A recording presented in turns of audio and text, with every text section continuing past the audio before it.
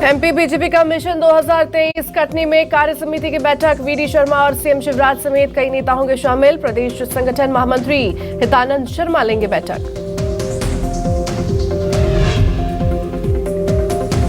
आरक्षण मामले पर सीएम बघेल का बड़ा बयान। कहा, बीजेपी की कठपुतली बन गए राजभवन के अफसर, बार बार अपना स्टैंड बदल रही राज्यपाल। सीएम शिवराज का बड़ा ऐलान। शिवपुरी को नगर निगम बनाने की घोषणा। नगर पालिका सीएमओ शैलेश अवस्थी को किया सस्पेंड। कहा, सरकार भोपाल से नहीं चौपाल से चलेगी। शहडोल में सामने आया अनोखा मामला। स्कूल पहुंचते ही झूमने लगी छात्राएं। अस्पताल पहुंची छात्राओं का इलाज करने की बजाय चलता रहा झाड़ फूंक का खेल।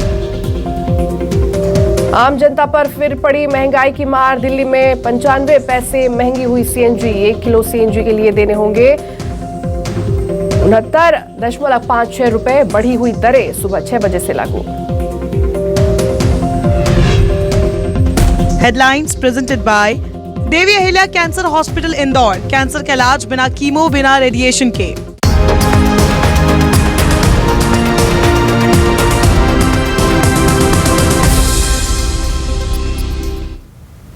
नमस्कार, न्यूज 24 मध्य प्रदेश छत्तीसगढ़ देख रहे हैं आप और मैं हूं आपके साथ ऐश्वर्या दुबे। बुलेटिन की शुरुआत करेंगे और पूरे छत्तीसगढ़ की खबर आप तक पहुंचाएंगे। और शुरुआत सबसे पहले दुर्ग की खबर से करते हैं, जहां आपको बता दें कि इस वक्त की बड़ी खबर सामने आ रही है। दुर्ग से बारातियों पर चाकू से हमला किया गया है और हमले में आपको बता दें कि 7 लोग गंभीर रूप से घायल हो चुके हैं। ये बड़ी जानकारी सामने आ रही है दुर्ग से और सभी घायलों को जिला अस्पताल में फिलहाल भर्ती कराया गया है। आरोपियों की तलाश में फिलहाल पुलिस जुटी हुई है कि किसने इस वारदात को अंजाम दिया। आरोपियों की लगातार यहां पर तलाश की जा रही है। तो दुर्ग से ये दुखद खबर सामने आ रही है, जहां बारातियों पर चाकू से हमला कर दिया गया है और 7 लोग इसमें घायल है, तो वहीं 3 की हालत जो है अभी भी गंभीर बताई जा रही है।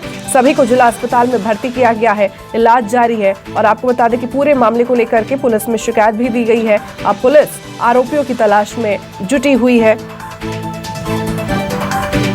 तो दुर्ग से ये बड़ी खबर, बड़ी जानकारी देखिए सामने आ रही है। कहा जा रहा है कि बारातियों पर चाकू से हमला किया गया है।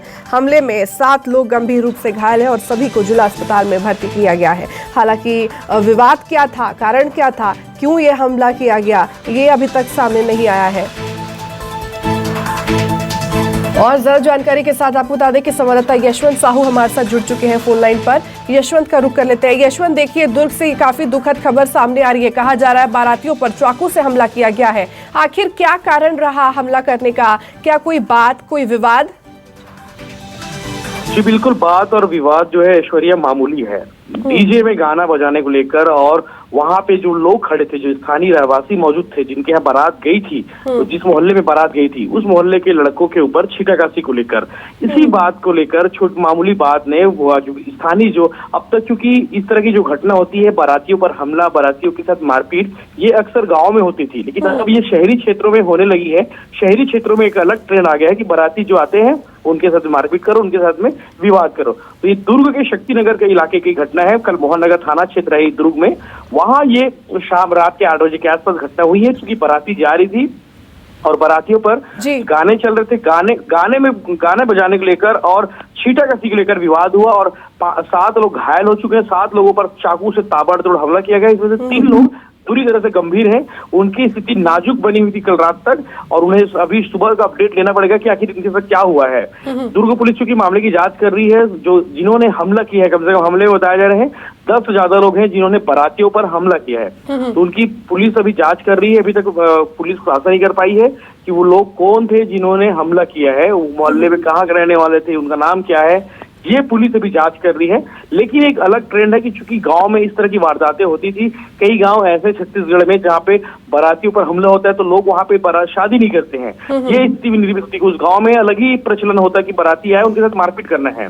तो ये शहरों में भी इस तरह की स्थिति निर्मित हो गई है कि जो बारात जा रहे हैं, जो लोग जा रहे हैं, वो डीजे में गाने को लेकर विवाद करने लग गए हैं या किसी मामूली छींटाकशी को लेकर विवाद कर रहे हैं। बिल्कुल, और शहरी क्षेत्र में इस तरह के विवाद और इस तरह की घटनाएं सामने आना, ये सही में बहुत बड़ा सवाल यहाँ पर खड़ा करता है। हालांकि अब देखना होगा कि पुलिस प्रशासन किस तरह से आगे कार्रवाई करती है। तमाम जानकारी साझा करने के लिए आपका बहुत बहुत धन्यवाद।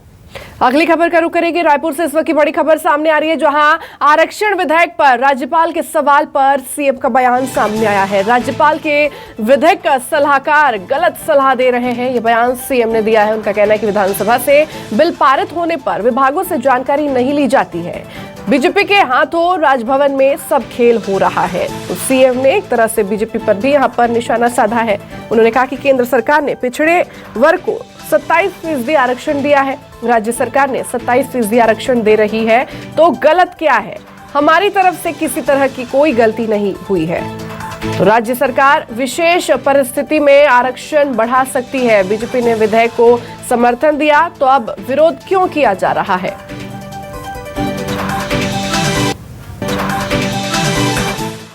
शुरू में जो बात हुई थी वो बिल्कुल ठीक हुई थी। राज्यपाल जी ने क्या कहा था, जैसे विधानसभा से प्रस्ताव पारित होता है या अध्यादेश सरकार लाती है, तुरंत हस्ताक्षर करूंगी। तो आरक्षण कोई एक वर्ग का नहीं होता, आरक्षण में सारे वर्गों के लिए होता है, सारे नियम होते हैं। क्या ये बात राजभवन को पता नहीं? और जब हो गया तो क्वेरी किससे कर रहे हैं? विधानसभा से बड़ा हो जाएगा कोई विभाग, तो विभागों से जानकारी ले रहे हैं। विधानसभा से कोई पारित होने के बाद विभागों से जानकारी नहीं ली जाती। और कुल मिला के यह है कि भारतीय जनता पार्टी के हाथों राजभवन के द्वारा सब खेल हो रहा है, और ये ठीक नहीं है। पहले कुछ स्टैंड था, अब वो धीरे धीरे स्टैंड बदलते जा रहा है। इतने साल हो गए राजभवन में रहते, राज्यपाल के रहते। तो केंद्र क्या वहाँ पिछड़े वर्गों की स्थिति उस प्रकार से नहीं है? उसके जीवन स्तर में कौन सा बदलाव आ गया? वैसे भी ये एक फसली राज्य है, कोई दूसरा फसल तो होता नहीं, और इसलिए उसके जीवन स्तर ऊपर उठाने के लिए हम 2500 रुपये में धान खरीदने का फैसला किया, ऋण माफ़ी करने का फैसला किया, चावल 35 किलो दे रहे हैं, बिजली बिल आधा दे रहे हैं। तो ये सारी चीज़ें हैं, वो बता रही है चीख चीख के कि हाँ कि दूसरे प्रदेशों की अपेक्षा इस प्रदेश की स्थिति अलग है। और इस बात को यदि राजभवन ना समझे तो मैं क्या कर सकता हूँ? तो ये बता दें कि छत्तीसगढ़ में सरकार के 4 साल पूरे होने पर सरकार गौरव दिवस मना रही है। तो वहीं बीजेपी ने सरकार के गौरव पर सवाल उठाया है। बीजेपी ने यह कहा कि सरकार के कार्यकाल के 4 साल बीत जाने के बाद भी घोषणा पत्र का एक भी वादा पूरा नहीं किया गया है। ऐसे सरकार को आने वाले वक्त में प्रदेश की जनता उखाड़ फेंकेगी।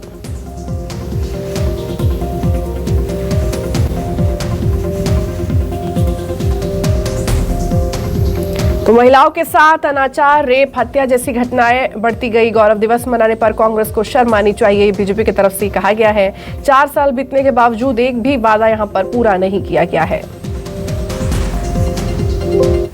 4 सालों में इस छत्तीसगढ़ को अपराध का, नशे का, ईडी सीडी का अड्डा बना दिया गया। छत्तीसगढ़ को लूट किया गया। इसके प्रमाण है कि ईडी के द्वारा जो चार्जशीट लगाए गए 540 करोड़ रुपए के, उसमें सब लिखे।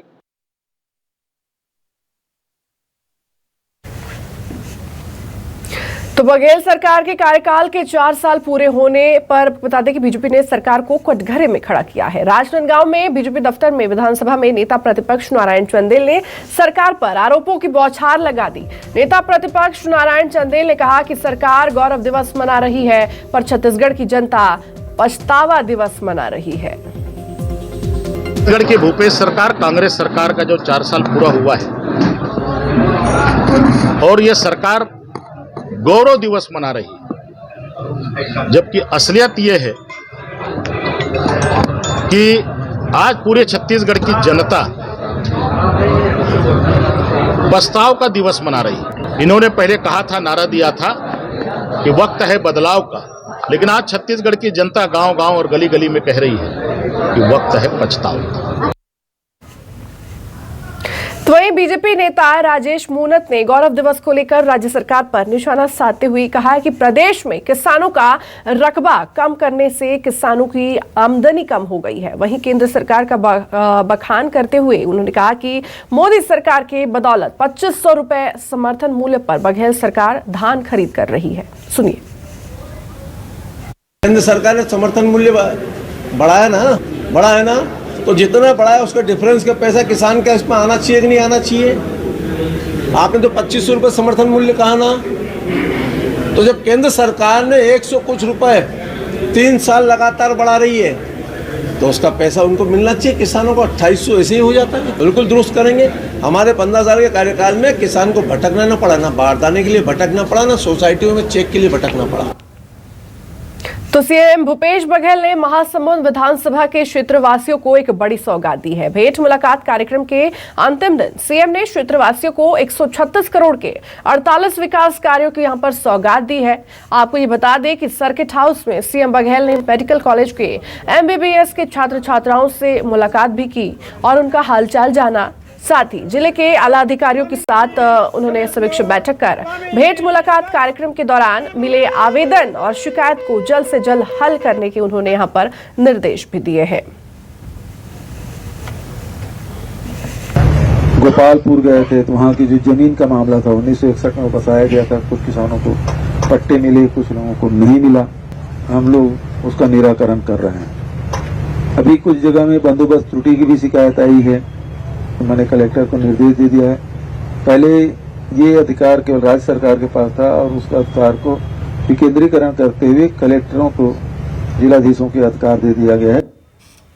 तो मुख्यमंत्री का महासमुंद प्रवास एक दिवसीय दंपत्ति के साथ महासमुंद जिले वासियों के लिए एक नई इबारत लिख गया। बता दें कि भेंट मुलाकात के तहत महासमुंद जिले के अंतिम कार्यक्रम आयोजन महासमुंद विधानसभा के ग्राम शेर में आयोजित था, जहां सवाल जवाब के दौरान जब मुख्यमंत्री से ग्राम धौरा बांठा के आदिवासी चैन सिंह ध्रुव ने यह बताया कि भूपेश बघेल सरकार की अनेक योजनाओं का लाभ लेकर उन्होंने तेजी से तरक्की की है और खुशहाल जीवन जी रहे हैं। और साथ ही परिहास करते हुए जब चैन सिंह ने कांग्रेस की टिकट की मांग की तो तब मंच सहित कार्यक्रम स्थल पर हास परिहास का दौर शुरू हो गया। और इसी बीच मुख्यमंत्री ने जयंत सिंह ध्रुव को पत्नी सहित हेलीकॉप्टर से घुमाने का प्रस्ताव रखा और आज मुख्यमंत्री के साथ आदिवासी परिवार हेलीकॉप्टर से रायपुर के लिए उड़ान भरा।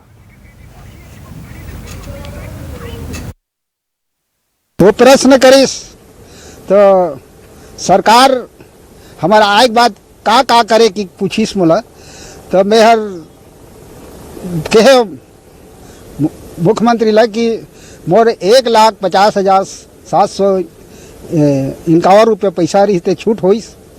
ओकर बाद में मुख्यमंत्री ला बहुत धन्यवाद दें, मोर कर्जा माफ होइस के।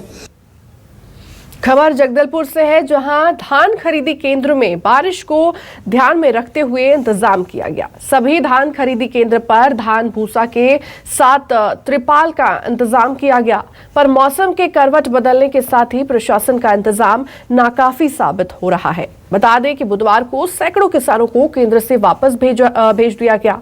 केंद्र के अधिकारियों ने बारिश की वजह से जमीन गीला होने का हवाला देकर सभी किसानों को वापस भेज दिया। सैकड़ों किसानों के लौटने के बावजूद अधिकारी खरीदी केंद्र पर बारिश से बचने का समुचित इंतजाम का दावा करते दिखे। आज बेचने का था, टोकन आज का था। हम लोग बोल रहे हैं आज मौसम खराब है इसलिए आज नहीं लेंगे बोल रहे हैं। अब कल बुलाए हैं टोकन के लिए, फिर अब कब जाएगा। अब पानी के मौसम के कारण अभी पानी गिरेगा तो नहीं लेंगे, 2 दिन तक बोल रहे हैं। धान बेचने के लिए टोकन कटाने आ रहा हूँ, टोकन नहीं काट रहा है। मैं 3 दिन हो गया मेरा टोकन नहीं कट रहा है। शुक्रवार को भी आ गया तो शुक्रवार को आया था तो फिर कल बताया, कल भी आया हूँ, कल जाके देखो आज फिर आया, आज भी नहीं कट रहा है। आज फिर आज बंद बताता है। अभी तक 347 केंद्रों में 2,99,151 मीट्रिक टन धान खरीदी हो गई है, जिसमें 90,030 मीट्रिक टन धान का उठाव भी मिलर्स लोगों ने कर लिया है। आज के में 2,07,000 मीट्रिक टन धान संग्रहण केंद्रों में अभी स्टॉक शेष है, जो मतलब कुल खरीदी का 30% अभी तक उठाव हो चुका है। तो ब्रेक के बाद एक बार फिर आप सभी का स्वागत है। खबरों की ओर आगे बढ़ते हैं। खबर रायगढ़ से है, जहां इंदिरा नगर में गांजे और शराब की खुलेआम बिक्री से मोहल्ले वासी परेशान है। वार्ड पार्षद और स्थानीय महिलाओं ने इसकी शिकायत पुलिस थाने में की है, लेकिन बावजूद इसके नशा परोसने वालों के हौसले बुलंद है। आज एक बार फिर वार्ड पार्षद और मोहल्ले की महिलाएं एसपी कार्यालय पहुंची और खुलेआम गांजा और शराब बेचने वालों पर कार्रवाई की मांग की।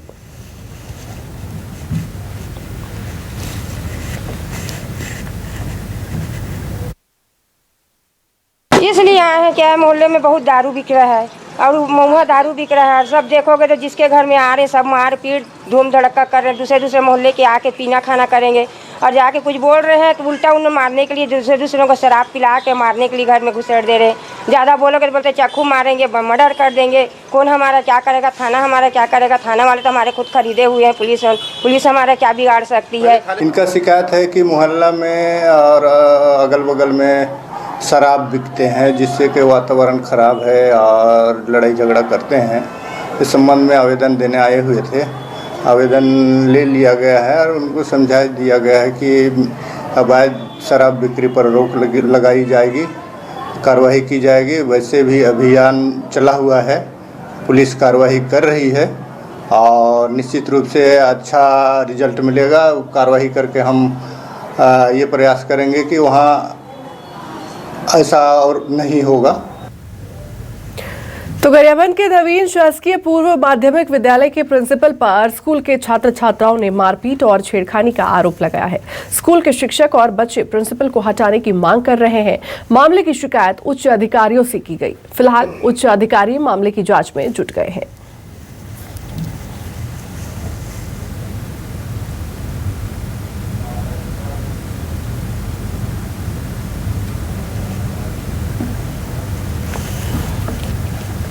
खबर बिलासपुर से सामने आ रही है, जहां तेज रफ्तार ट्रैक्टर ने एक जान ले ली है। बता दें कि बाइक सवार युवक की यहां पर मौत हो चुकी है। बाइक से कोरबा जाने के लिए निकला था मृतक। कोरबी हरदीपारा के पास ये घटना हुई है। बताया जा रहा है कि ट्रैक्टर को जब्त कर अब मामले की जांच में फिलहाल पुलिस जुटी हुई है। तो बाइक सवार युवक की इसमें मौत हो चुकी है। बता दें कि बाइक से कोरबी जाने के लिए ये मृतक निकला था और तभी ट्रैक्टर ने यहां पर इसे टक्कर मार दी और मौके पर ही युवक की मौत हो गई। खबर दंतेवाड़ा से है, जहां नक्सलियों ने ग्रामीण की हत्या की है। मुखबिरी के शक में ग्रामीण की यहां पर हत्या कर दी गई। घटनास्थल के पास नक्सलियों ने पर्चा भी फेंका है। इलाके में सड़क निर्माण कार्य का लगातार विरोध कर रहे हैं नक्सली। तो नक्सलियों ने यहां पर ग्रामीण की हत्या की है। ये बड़ी खबर, बड़ी जानकारी दंतेवाड़ा से सामने निकल के आ रही है। मुखबिरी के शक में ग्रामीण की यहां पर हत्या कर दी गई है। नक्सलियों ने ग्रामीण की हत्या की है। बता दें कि घटनास्थल के पास नक्सलियों ने एक पर्चा भी फेंका है। कहा जा रहा है कि इलाके में सड़क निर्माण कार्य का विरोध कर रहे हैं। खबर बिलासपुर से है, जहां बिलासपुर में दिन दहाड़े गोलीकांड का मामला अभी शांत नहीं हुआ कि गुरुवार की रात एक युवक ने प्रिंसिपल की हत्या कर दी। युवक को शक था कि उसकी गर्लफ्रेंड से प्रिंसिपल का अवैध संबंध है।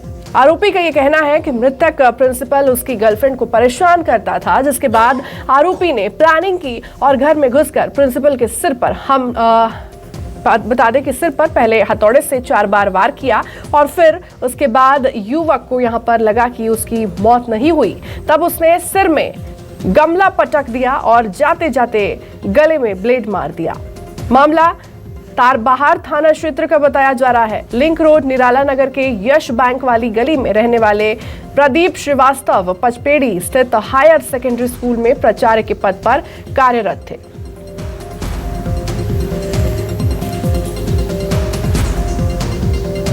कल रात को तारबहार थाने में लिंक रोड एरिया में एक व्यक्ति जिसका नाम प्रदीप श्रीवास्तव है, वो पेशे से शिक्षक है और प्रिंसिपल है, उसका किसी ने मर्डर किया था।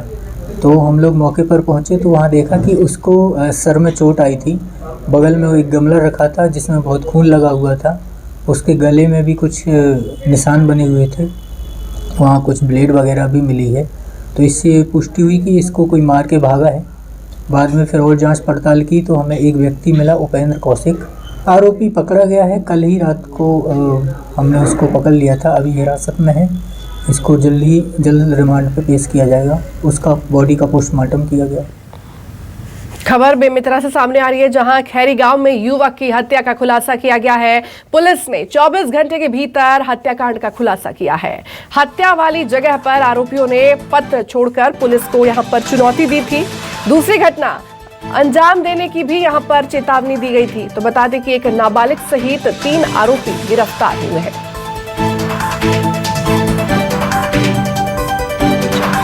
बेमेतरा पुलिस द्वारा पब्लिक से अपील की जाती है कि इस आरोपी ने 18 तारीख को और एक मर्डर करने की जो धमकी दिया है, तो पूरी तरह से इसको नाकाम किया गया है। पब्लिक से हमारा अपील है, इसके बारे में कोई डरने की ज़रूरत नहीं है। फिर भी 18 तारीख को इनके द्वारा किसी को भी अगर खतरा है, उनके संबंध में हम संबंधित व्यक्ति को अलर्ट करेंगे। तो लैलूंगा में एक तरफ सरकार किसानों को उचित दाम देकर फसलों की खरीदी कर रही है, तो वहीं कुछ बिचौलिए सरकार के मंसूबों पर पानी फेरने में पीछे नहीं है। लेकिन फिर भी सरकार इन जैसे बिचौलियों पर नकेल कसने के लिए एक बड़ी कार्रवाई करने से भी चूक नहीं रही है। बता दें कि इसी के चलते एसडीओपी दीपक मिश्रा के सुपरविजन में लैलूंगा ब्लॉक की कुछ समितियों में रकबा वृद्धि कर धान की खरीदी के साथ साजिश के तहत धांधली करने वाले रसूखदार बिचौलिया राहुल निगानिया की गिरफ्तारी से मामले में शामिल लोगों में हड़कंप मचा दिया है। राहुल निगानिया की संलिप्तता अभी स्पष्ट रूप से मिली है और इसमें कौन कौन लोग शामिल हैं, इसको जानने का ही प्रयास करना है हमें। इसके लिए हमने पुलिस रिमांड अभी ली। प्रशासनिक अधिकारियों से भी पूछताछ की गई थी। जी बिल्कुल, जो लोग इसमें शामिल हो सकते हैं और जिन लोगों को का इसमें दायित्व है, कहीं ना कहीं भूमिका है, उन सभी लोगों से पूछताछ की जा रही है। फिर इसमें भविष्य में इसमें खुलासा करेंगे, जैसा आगे जांच पर से आता है उस हिसाब से बताया जाए। खबर रायगढ़ से है, जहां आपको बता दें कि बरमकेला में कांग्रेस नेता से मारपीट करने का मामला सामने आ रहा है। तहसीलदार सिद्धार्थ आनंद को यहां पर निलंबित कर दिया गया है। बता दें कि तहसीलदार पर कांग्रेस नेता से मारपीट का आरोप है। तहसीलदार पर दुकान में घुसकर कांग्रेस नेता से मारपीट का आरोप लगा है। घटना के बाद कांग्रेस कार्यकर्ताओं ने हंगामा किया था।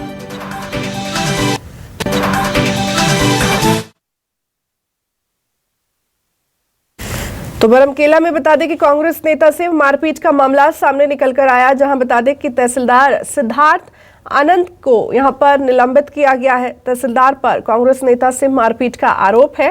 कहा जा रहा है कि तहसीलदार पर दुकान में घुसकर कांग्रेस नेता से मारपीट करने का उनके ऊपर आरोप है, जिसके बाद बता दें कि घटना के बाद कांग्रेस कार्यकर्ताओं ने यहां पर हंगामा किया था।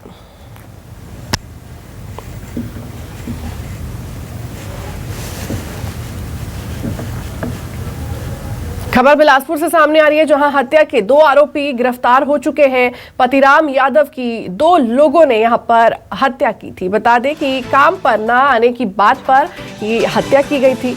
पतिराम आरोपी के डेयरी में काम करता था। सकरी पुलिस ने यहां पर ये बड़ी कार्रवाई की है।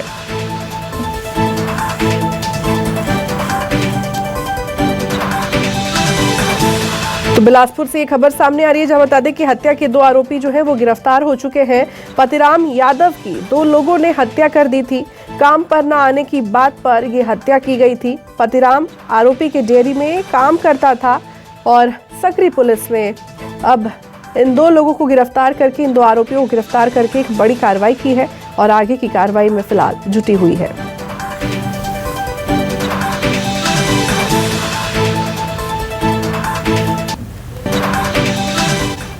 खबर सरगुजा से सामने आ रही है, जहां पुलिस ने वाहन चोर गिरोह का पर्दाफाश किया है। 2 नाबालिग समेत पुलिस ने 8 आरोपियों को गिरफ्तार किया है। आरोपियों के पास से 10 दोपहिया वाहन बरामद किया गया है। तो कोतवाली मणिपुर लुंड्रा क्षेत्र में चोरी की घटना को अंजाम देते थे ये। पुलिस ने विशेष टीम गठित करके ये कार्रवाई की है।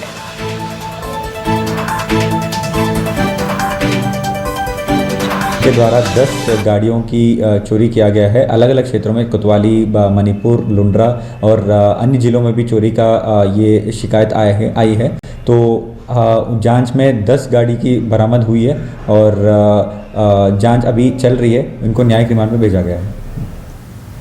तो खबर बिलासपुर से है, जहां मस्तूरी मुख्य मार्ग से तेज रफ्तार से आ रही हाईवा की चपेट में आने से बाइक सवार युवक की मौत हो गई, जिसको लेकर गुस्साए ग्रामीण ने चक्का जाम कर प्रदर्शन किया। चक्का जाम के बाद तहसीलदार अप्रीतम पांडे ने पीड़ित परिवार को 25,000 मुआवजा देकर उनके मांग को पूरा किया है। तो वहीं मस्तूरी पुलिस ने आरोपी हाईवा चालक को गिरफ्तार कर लिया है।